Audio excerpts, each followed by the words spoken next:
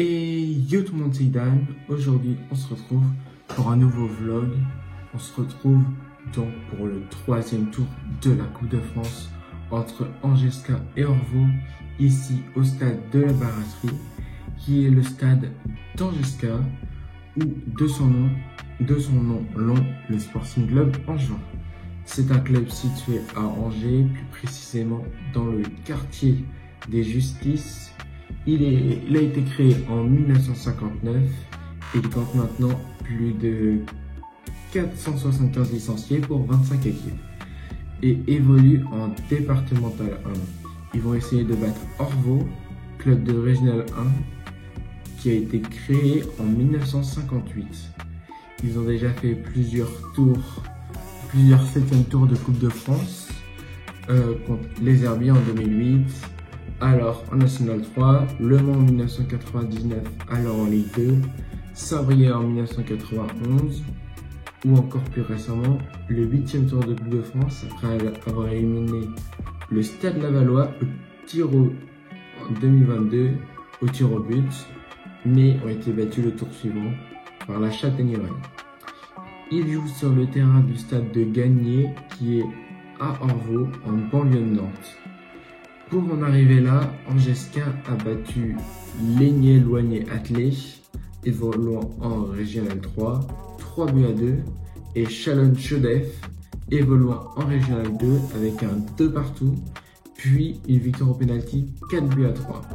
Alors que Orvault sont rentrés seulement maintenant au troisième tour, pour ce match-là, au troisième tour de la Coupe de France. Et du coup, ils n'ont battu personne. Il faut savoir que c'est mon premier déplacement au stade de la Baratterie d'Angesca, mais c'est première fois aussi deuxième fois pour par contre que je vois Angesca. Ils ont joué contre Montenay en Coupe de France aussi. Et pareil pour Orvault qui avait joué contre Montenay au 6e tour de Coupe de France, il me semble. Alors qu'Angesca c'était au 5e tour.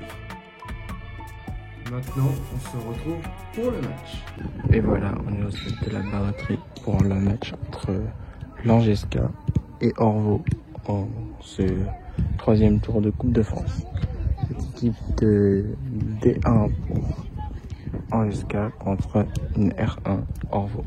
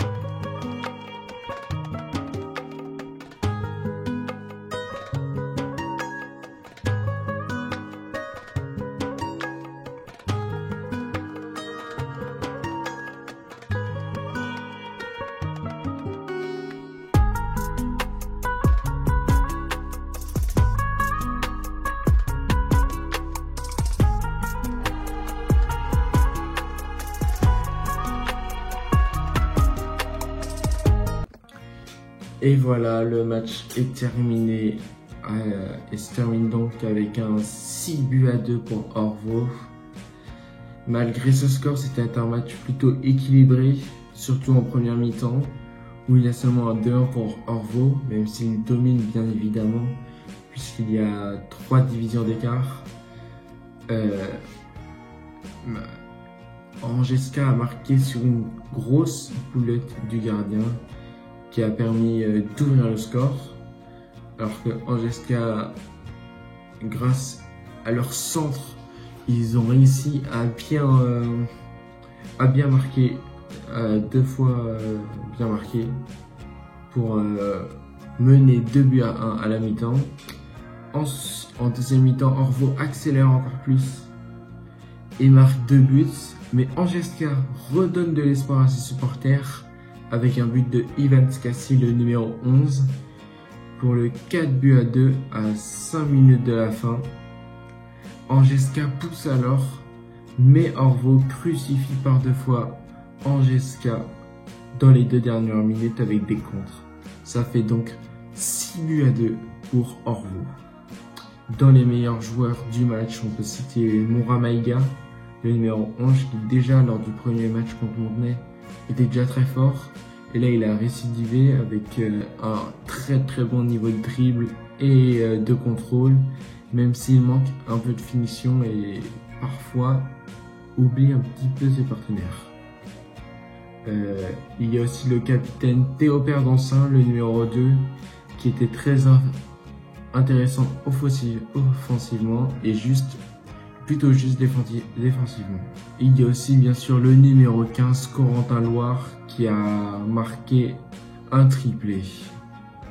Alors que du côté d'Angeska, j'ai remarqué le capitaine Rémi Biancardini, qui a été très fort techniquement, mais aussi un débuteur, Ivan Skassi, même s'il a manqué quelques contrôles, il a été très intéressant dans ses appels. Côté tribune, je m'attendais quand même à mieux.